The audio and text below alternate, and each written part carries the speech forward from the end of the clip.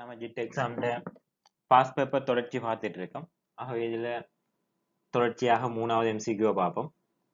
இப்போ 3வது எம்சிக்யூ டிரெக்டாக போவோம். பின் வருவனவற்றுள் எது சொல் முறைப்படுத்தல் மென்பொருளின் தொழிற்பாடுகளை மிகவும் திறமையாக விவரிக்கின்றது என்ன கேட்காங்க?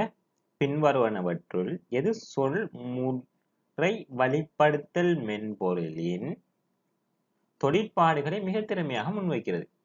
ஓர் ஆவணத்தை தட்டச்சிடுதல், ஓர் ஆவணத்தை தட்டச்சிட்டு அச்சிடுதல், ஓர் ஆவணத்தை தட்டச்சிட்டு வடிவமைத்து சேமித்தல், ஓர் ஆவணத்தை தட்டச்சிட்டு வடிவமைத்து சேமித்து அச்சிடுதல்.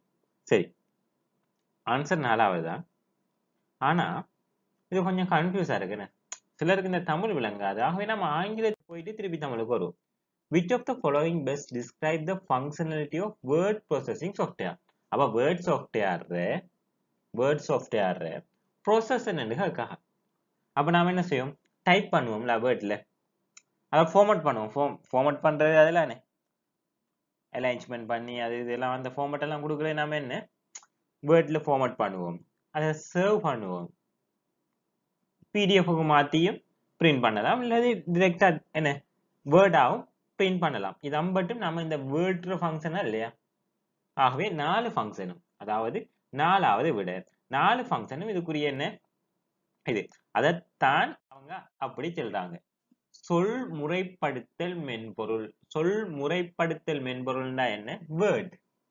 ஆக இந்த வேர்டுகள் உங்களுக்கு தெரிஞ்சிருக்கணும். தமிழ்ல எக்ஸாம் செய்ய போற நீங்க என்ன செய்யணும்னா இந்த வேர்டுகள் கொஞ்சம் ஏன்னா தமிழ்ல வருவாங்க. சில இடத்துல தான் இந்த உதாரணமா இந்த வடிவமைத்தலுக்கு ஃபார்மட்டிங் தந்திருக்காங்க. ஆனா இந்த ஆவணத்தை தட்டச்சிட்டு டைப் பண்றத அவங்க தரல. ஆகவே இதெல்லாம் நமக்கு கொஞ்சம் என்ன செய்ய, தட்டச்சிடல் டைப்பிங், இப்படி வேர்டுக்கு என்ன சொல்றது, சொல்முறை வழிப்படுத்தல் மென்பொருள், இதெல்லாம் இந்த தமிழ்ல வேர்டுகள் தெரிஞ்சிருக்கணும். நான் அன்னைக்கு போன வருடம் செய்ததுல நான் சில நோட்ஸ்கள் போட்டிருப்பேன். அந்த நோட்ஸ்ல இந்த தமிழுக்குரிய இந்த அர்த்தங்களும் போட்டிருக்கேன். வேண்டியாக்கள் இந்த பிளேலிஸ்ட்ல போய் பாருங்க. சரி பிள்ளைகள், அப்ப நம்ம அடுத்த வீடியோல சந்திப்போம்.